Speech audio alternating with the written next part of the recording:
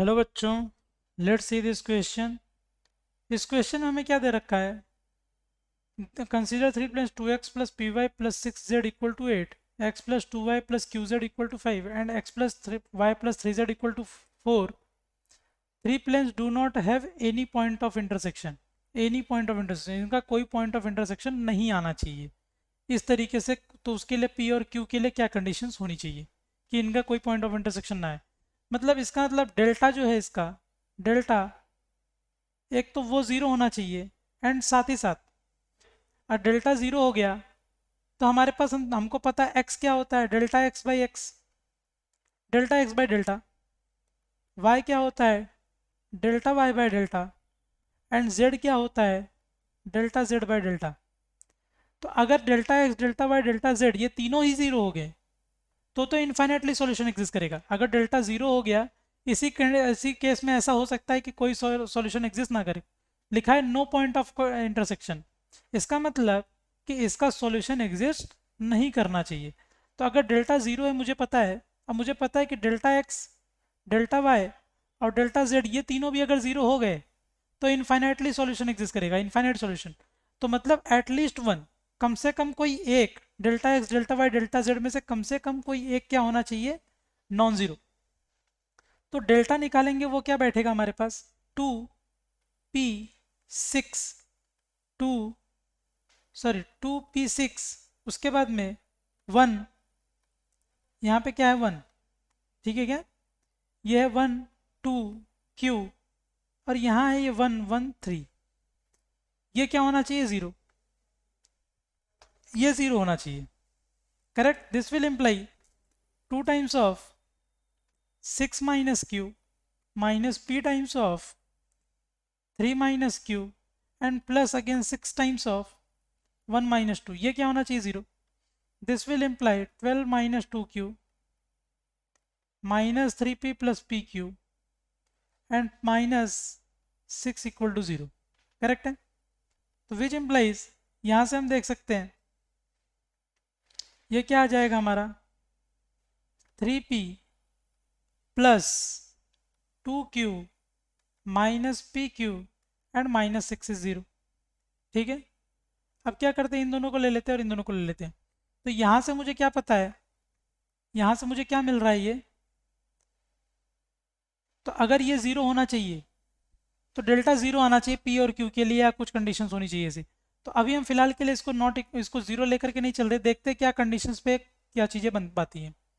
तो यहाँ से ये क्या मिल जाएगा, पी को कॉमन निकाल लिया तो थ्री माइनस क्यू, अब प्लस यहाँ से टू को कॉमन निकाल लिया तो क्यू माइनस थ्री।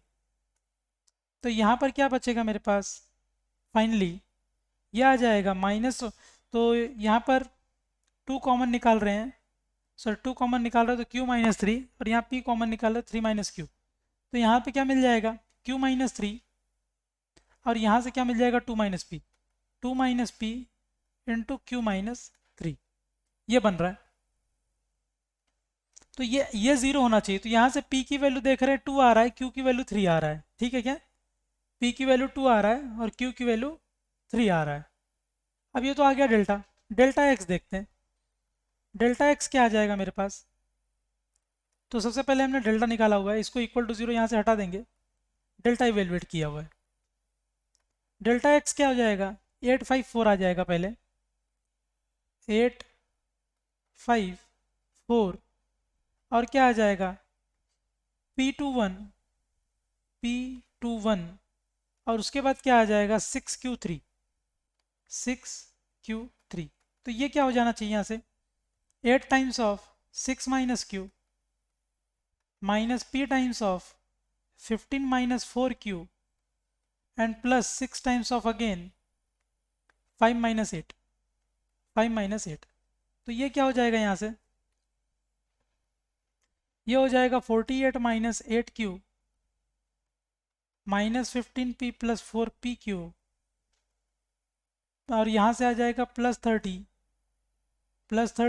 और ये माइनस 18। ठीक है क्या। तो 48 माइनस 18 इज अगेन 30। करेक्ट है। 6 इंटू 5 माइनस 8, तो ये 5 माइनस 8 मतलब माइनस थ्री मतलब माइनस 18। 5 माइनस 8 मतलब -3, तो 6 5 से ये 48 आ जाएगा, -48, तो यहाँ से ये कैंसिल आउट हो जाएगा। तो ये क्या आ जाएगा मेरा, -8q -15p प्लस 4pq और प्लस 30। तो इन दोनों को ले लेंगे और इन दोनों को, तो यहाँ से क्या मिलेगा मुझे, -15 कॉमन निकाला तो ये आ जाएगा p-2, और इन दोनों में से मैंने यहाँ से प्लस 4q को बाहर निकाला तो प्लस फिर से बचेगा p-2, तो यहाँ से आ जाएगा p-2 और यहाँ आ जाएगा 4q - 15, तो डेल्टा x आ गया। उसी तरीके से डेल्टा y क्या आ जाएगा, डेल्टा y आ जाएगा मेरे पास, x वाला पार्ट वैसे रखेंगे 2 1 1 2 1 1, ये है 8 5 4 6q3 6q3। एक बार इसको आपस से वेरीफाई कर लेंगे अपन, 8 into 6 minus q minus p into 15 minus 4q plus 6 into 5 minus 8, तो 8 5 4 p21 एंड 6q3 p21, ठीक है। आगे बढ़ेंगे तो ये क्या आ जाएगा, 2 times of 15 minus 4q minus 8 times of 3 minus q plus again 6 times of 4 minus 5, तो ये आ जाएगा 30 minus 8q minus 24 plus 8q, और ये क्या आ रहा है मेरे पास, -1 दैट इज -6। तो यहाँ से देख सकते हैं 8q कैंसिल हो रहा है और ये भी कैंसिल हो रहा है, पूरा जीरो मिल रहा है। तो डेल्टा वाई तो किसी भी कीमत पर जीरो आएगा ही आएगा। डेल्टा जेड देखते हैं, डेल्टा जेड 2 1 1, उसके बाद y आ जाएगा p21 और ये आ जाएगा 8 5 4, तो ये आ जाएगा मेरे पास 2 times of 8 minus 5 minus p times of 4 minus 5 and फिर again plus 8 times of 1 minus 2, तो ये आ जाएगा 8 माइनस 5 क्या हो जाएगा मेरा, 8 माइनस 5 इज 3, तो ये आ जाएगा 6 और ये आ जाएगा प्लस p और ये आ जाएगा -8, तो यहाँ से देख सकते हैं ये p-2 दे रहा है, that is equal to p-2, तो यहाँ से ये p-2 मिल रहा है। अगर p की वैल्यू 2 हो गई, अगर p की वैल्यू 2 हो गई तब तो मेरा डेल्टा भी ज़ीरो हो जाएगा, मेरा डेल्टा ज़ीरो हो जाएगा अगर p की वैल्यू 2 हो गई तो, और p की वैल्यू 2 के बाद डेल्टा x भी ज़ीरो हो जाएगा, डेल्टा y ऑलरेडी ज़ीरो है, डेल्टा z भी ज़ीरो हो जाएगा। तो इस केस में इनफाइनाइटली मेनी सॉल्यूशंस मिलने लगेंगे। इसका मतलब यहाँ से मैं क्लियरली बोल सकता हूँ p can not be equal to 2, p 2 के इक्वल नहीं हो सकता।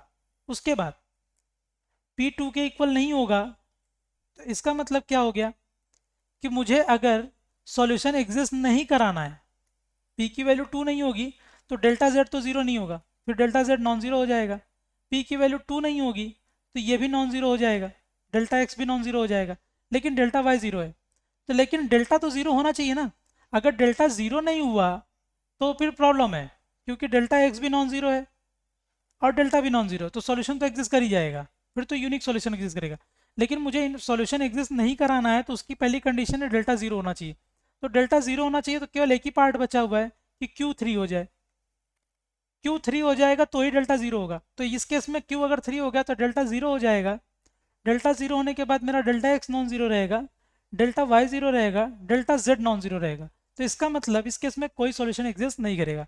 तो सॉल्यूशन कब एग्जिस्ट नहीं करेगा, जब p मेरा नॉट इक्वल टू 2 और q इक्वल टू 3 हो जाए। तो मेरा करेक्ट ऑप्शन क्या है, 3। I hope you understood it well, best of luck.